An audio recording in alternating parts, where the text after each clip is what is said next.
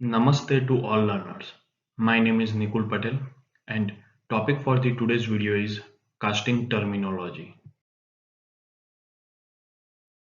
Generally, casting process refer as a sand casting process, and because of this, here we will see all terminology which are used in sand casting process. Some specialized processes such as die casting use additional terminology. इस slide में sand casting process का एक diagram दिया गया है जहां पर काफी सारे कंपोनेंट डिस्क्राइब किए गए हैं फिगर के ऊपर और काफी ऐसे कंपोनेंट है जो यहां पर डिस्क्राइब नहीं किए गए, वो हम बाकी की फिगर्स में इस वीडियो में देखेंगे। Following terminology is used in casting process: pattern, flask, cope, drag, core, core print, mold cavity, riser, gating system, sprue, runners, gates, vents, molding material, pouring cup or pouring basin, parting line or parting surface, draft, core box, chaplet. I will teach you each terminology in depth one by one. First, pattern. An approximate duplicate of the final casting used to form the mold cavity, यानी कि एक casting object है उसका replica और वो use होता है mould cavity generate करने के लिए।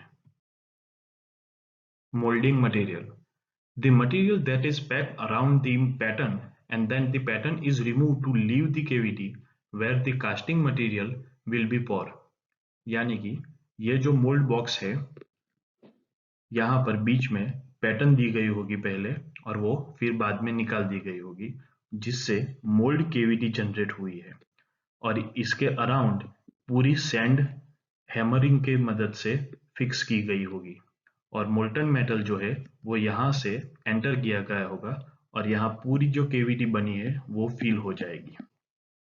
जनरली मोल्डिंग मटेरियल मिक्सचर होता है सैंड, वाटर यानी कि मॉइस्चर एंड एडिटिव्स या फिर binders. Flask: the rigid wood or metal frame that holds the molding material and other element at the proper place। यहाँ पर इस फिगर में ये जो पार्ट है वो फ्लास्क का है या फिर हम कह सकते हैं कि एक फ्रेम जिसके अंदर हम सारे element with moulding material fill करते हैं। Cope: the top half of pattern, flask, mold और कोर। यहाँ पर इस फिगर में ये जो यहाँ से पार्टिंग लाइन से ऊपर का जो पार्ट है वो कोप है। Drag: the bottom half of the pattern, flask, mold and core। यहाँ से इस लाइन से नीचे का जो पोर्शन है बॉटम पार्ट वो ड्रैग होता है। पहले इस फिगर को समझते हैं। ये figure core and core print को दिखाने के लिए बनाई गई है। यहाँ पर आपको एक कोर दिख रहा है और एक स्प्रू या फिर पूरी गेटिंग सिस्टम। इसमें एक पैटर्न दी गई है, वहां पर कोर प्रिंट बताया गया है और यह आपका है कोर। कोर तब यूज होता है जब हमें होलो पार्ट बनाना हो तब। Core: an insert in the mold that produce internal features in casting such as hold। ये है कोर और ये कास्टिंग प्रोडक्ट और जिसमें यहाँ पर एक होल बनाया गया है जो कोर की मदद से बनाया जाता है। Core print: the region added to the pattern, core or mold used to locate and support the core। यानी कि एक ऐसा पोर्शन बनाया जाता है पैटर्न में जो कोर प्रिंट कहलाता है और वो सपोर्ट करता है कोर को जब हम मोल्डिंग सैंड फ्लास्क में फिक्स करते हैं तब। Mould cavity: the combined open area of molding material and core where the metal is poured to produce the casting। इस फिगर में मोल्ड केविटी जो है वो ये है जहां पर मोल्टन मेटल पोर होगा। इस फिगर में एक कोर सैंड बताया गया है जिसकी मदद से हम एक होलो ऑब्जेक्ट बनाएंगे कास्टिंग की प्रोसेस से। अब मोल्ड केविटी जो जनरेट होती है वो जब हम पैटर्न मोल्ड बॉक्स में से निकाल देते हैं तब जनरेट होती है। Riser, an extra void in the mold that fills with molten material to compensate for shrinkage during solidification. इस फिगर में दो राइजर बताए गए हैं, एक ब्लाइंड राइजर और दूसरा ओपन राइजर।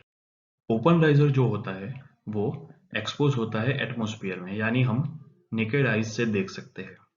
जब भी हम पोरिंग बेसिन में से केविटी फिल करेंगे मोल्टन मेटल से, तो यहां से जब फिल हो जाएगी पूरी केविटी तो हम यहां पर देख सकते हैं। ब्लाइंड राइजर जो एक स्टोरेज मीडियम की तरह काम करेगा। सॉलिडिफिकेशन प्रोसेस के दरमियान ऑब्जेक्ट जो होता है वो श्रिंक होता है और मोल्टन मेटल यदि सही तरीके से न मिले तो वहां पर श्रिंकेज केविटी जनरेट होती है। अब राइजर जो होगा वो कंटिन्यूअसली मोल्टन मेटल आखिर तक सप्लाई करता रहेगा जिससे श्रिंकेज जनरेट ना हो। श्रिंकेज एक डिफेक्ट है। यदि continuously molten metal solidification process के दरमियान न मिला तो ये डिफेक्ट जनरेट होती है और जिससे ऑब्जेक्ट फेल होता है। राइजर की डिजाइन ऐसी की जाती है जिससे श्रिंकेज केविटी जनरेट ना हो फाइनल ऑब्जेक्ट में। Getting system, the network of connected channels that delivers the molten material to mold cavity. ये जो फिगर है वो गेटिंग सिस्टम की फिगर है। यहाँ पर pouring cup, sprue, sprue well, cross gate और रनर, इनगेट और गेट्स दिखाए गए हैं। गेटिंग सिस्टम का पहला पार्ट है पोरिंग कप और pouring basin. The part of gating system that receives the molten material from the pouring vessel. यहाँ पर मोल्टन मेटल जो होगा वो वेसल में से पोर होगा। Sprue, the pouring cup attached to the sprue which is vertical part of the gating system. The other end of sprue attached to the runner. यहाँ पर ये जो पार्ट है वो स्प्रू है और स्प्रू का एक पार्ट पोरिंग कप से कनेक्टेड होता है और दूसरा पार्ट रनर से। Runners, the horizontal portion of the gating system that connects the sprue to the gate, यानी कि एक ऐसा पोर्शन जो स्प्रू को गेट से कनेक्ट करता है। यहाँ पर स्प्रू है और ये सारे गेट्स है।